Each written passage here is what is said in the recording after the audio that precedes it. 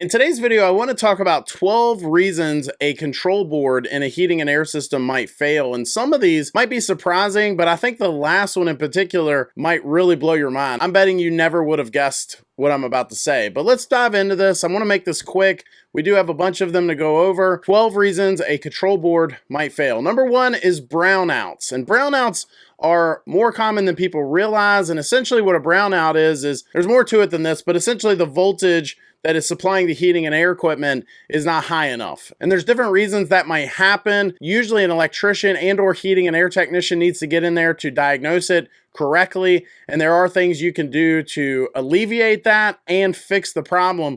Sometimes even going to the power company and saying, look, we've got a problem here. Talk to your heating and air tech, talk to them about phase monitoring and some of the other products. I'll put a phase monitor that I like down in the description of this video that you can maybe purchase.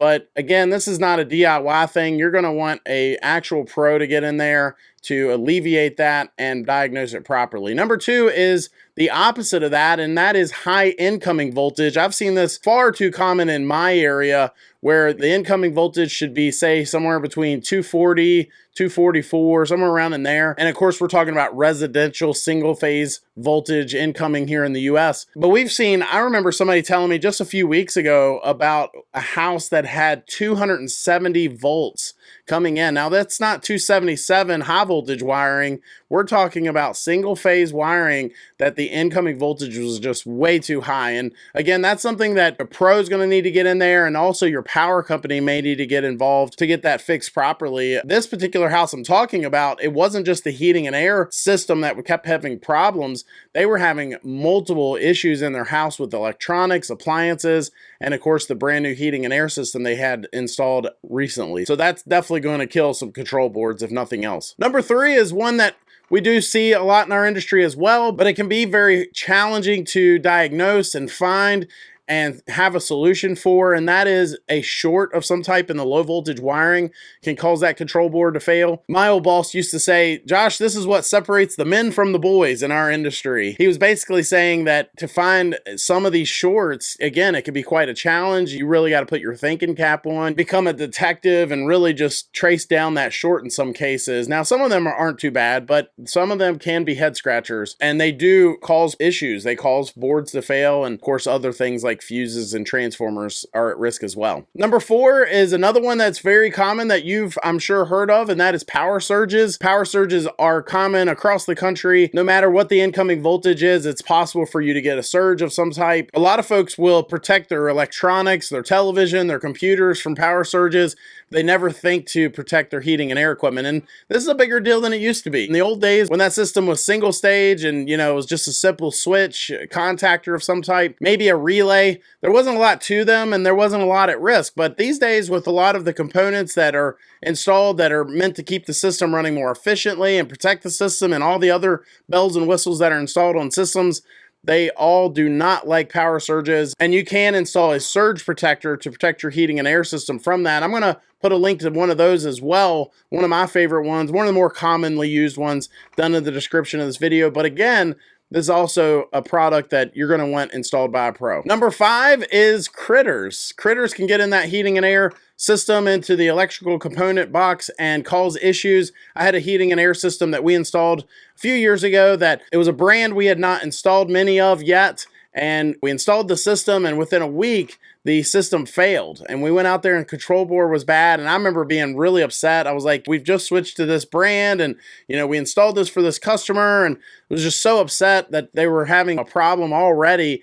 And come to find out, a worm, believe it or not, a worm, an earthworm or some sort of worm, had climbed up in there. He had gotten behind the control board, and there's not a lot of room back there. And he lost his life fighting the fight, and he was just a dried up old worm by the time we got there. But he did make that board fail, and we replaced that board, and luckily after that we didn't have many problems with that system or that brand. It actually made me be more conscious of the cabinet that all that stuff is located in. That particular brand, you buy the system, has a place for you to bring in your wiring, and if there's any other holes left over, we learned to start taping those up and just making sure critters can't get up in there. But I've seen all kinds of critters get in there, not just worms. We've seen lizards and snakes and squirrels and mice and all kinds of different little critters get inside those electrical cabinets and components. I've seen ants, believe it or not, get into contactors and all kinds of different insects.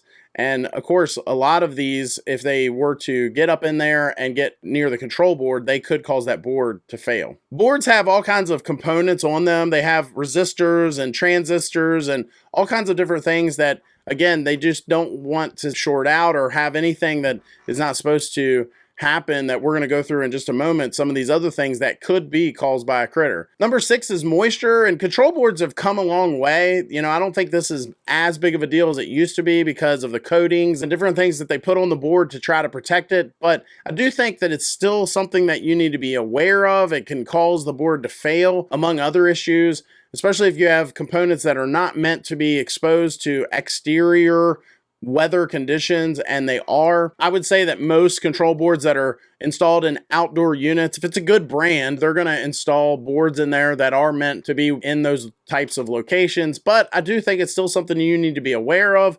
If you've got something causing more moisture or weather to get to those components than normal, it's something to be aware of. We had a heat pump years ago that the gutter was broken right above it, and it was just literally dumping water every time it rained or had any kind of weather on that heating and air system.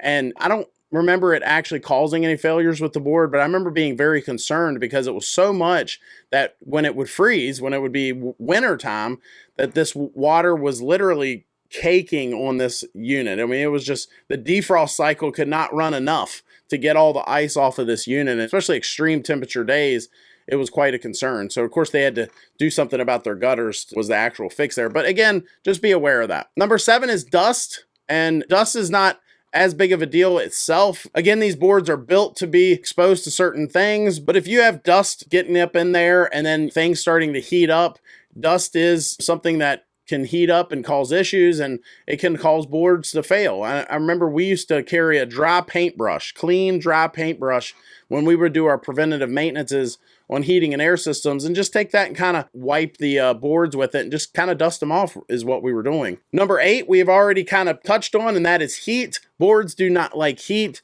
and that's something to be aware of. Again, systems that are meant to be in exterior locations is something that engineers and so on, manufacturers try to keep in mind, but it's still something that if you can install the system in a way that it's not exposed to as much heat. I know out west, they have certain states where these package units are mounted up on top of roofs, and they're baked in the sun, and I can only imagine the type of abuse that the electrical components are put through because of that. But it's not just the sun. There's other forms of heat that can cause issues and cause that board to fail, so just be aware of that. Number 9 is static electricity. Boards do not like static electricity. In fact, a lot of brands, when you buy a new board to replace a board that has failed, they'll come in packaging to inhibit static electricity.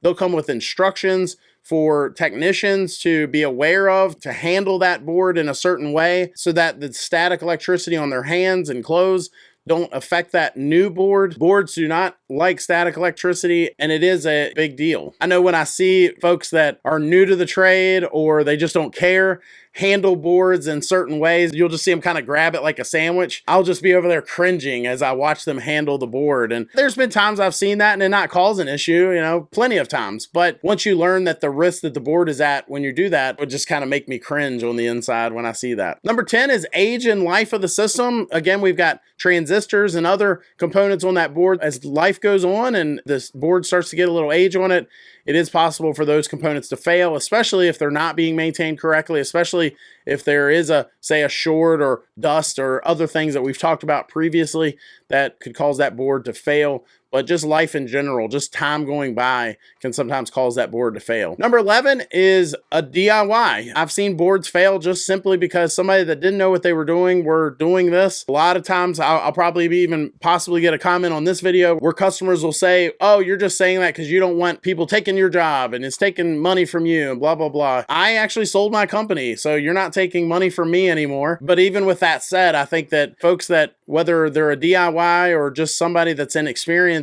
doing some of these things can cause boards to fail. And then finally, number 12, I told you this one might surprise you. I see it all the time in our trade, and that is control boards being misdiagnosed, that the board itself is not actually bad at all. I had a technician of mine call me not long ago, and he was working for me at the time and said, I've replaced this board and the new board's messing up. And I just happened to believe that it was a very credible brand. And I told him, I said, I don't think the new board is bad. And he said, no, it is. It's definitely bad. The more we talked and the more I had him test a few things, the more we figured out that the board was not bad. And so I don't think that that's uncommon. I think a lot of technicians, they get there and the board's not doing what they want it to do, and they just automatically diagnose it as being bad, not realizing that the board may be doing exactly what it's supposed to, but it's not allowing the system to run for one reason or another, because something is wrong, because a pressure switch is open, or because some other component is causing that board to not do what it's supposed to. And the board is doing exactly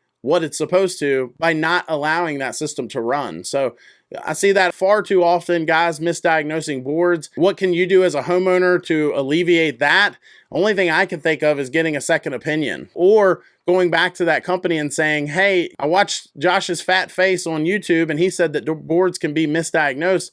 Is there any way someone that has a little more experience from your company can take a look at our system and just absolutely make sure that this board is what's bad? So that's my 12. Did I miss one? I'd love to hear about that in the comment section down below. Have you had a board go bad and get it replaced only to find out that there was more to the story once that heating and air technician did replace that board? I'd love to hear about that. If you like this video, I think you'll like this one even more. It's where I talk about the rule broken the most in HVAC. Thanks for watching. Hit that subscribe button. We'll see you next time.